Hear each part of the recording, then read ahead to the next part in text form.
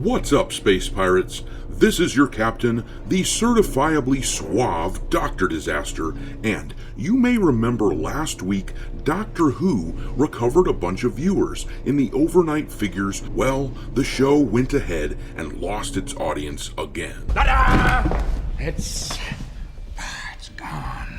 Dot and Bubble came out a couple days ago, and I can tell you that it is one of the least subtle pieces of propaganda that I have ever witnessed. It is exactly what we knew we were going to get when they hired a black gay man to play the Doctor. They bashed us over the head with the racism theme, completely out of place in a story about bugs eating people, and the audience abandoned the show yet again. Last week, the media was celebrating the numbers for 73 yards, which were barely the highest overnight ratings for the season. This week, a massive chunk of the audience has checked out and decided to touch grass again, and the numbers are hitting the show like a ton of bricks.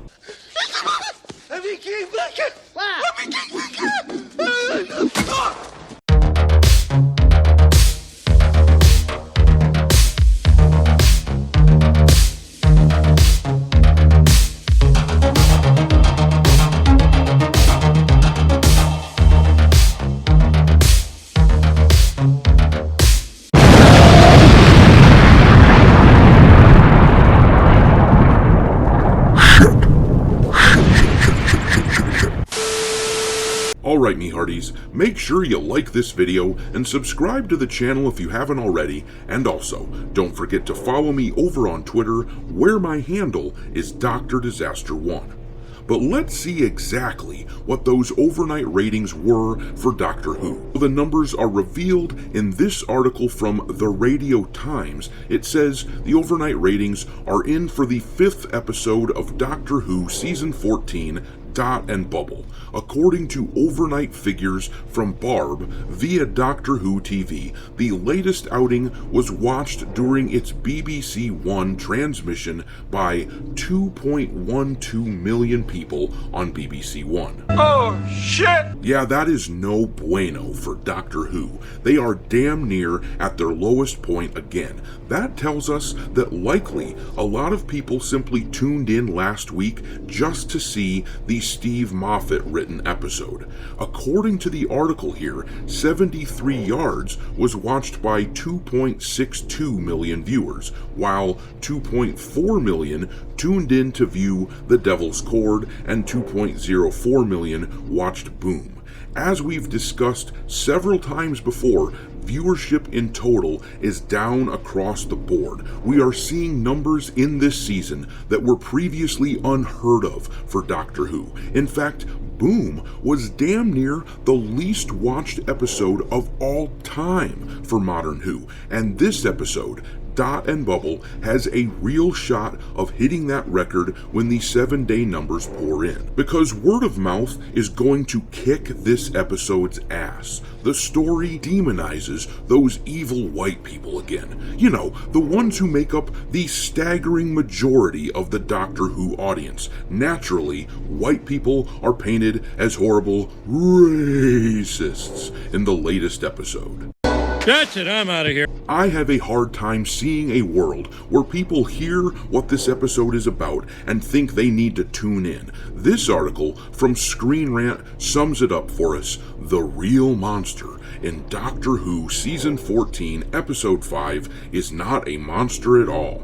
Starring Ncuti Gatwa, Millie Gibson, and Callie Cook, the episode focuses on Fine Time, a futuristic environment in which every resident is obsessed with social media. The characters are desperately trying to survive a rogue artificial intelligence named Dot, who is hoping to kill everyone in the original homeworld and Fine Time.